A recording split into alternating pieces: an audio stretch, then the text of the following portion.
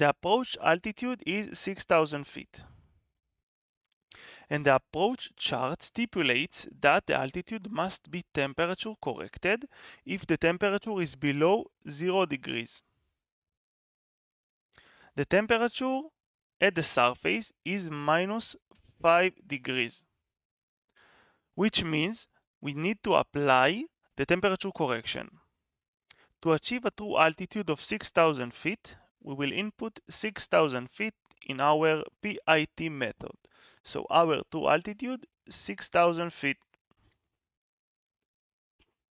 In the temperature correction formula, we need to determine the ISA deviation.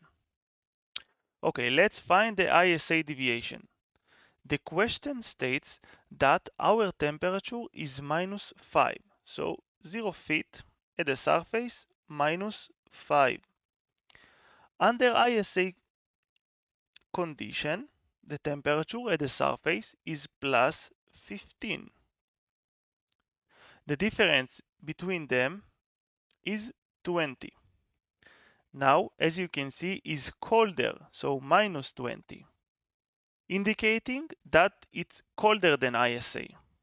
Now let's apply these numbers to the formula.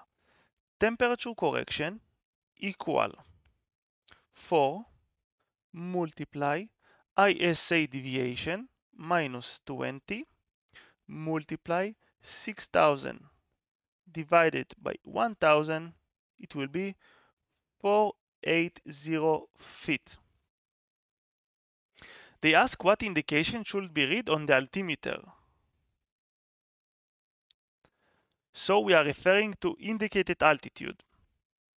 According to the rules, if the temperature is colder than Easa, the indicated altitude will be higher than the true altitude. Therefore, our indicated altitude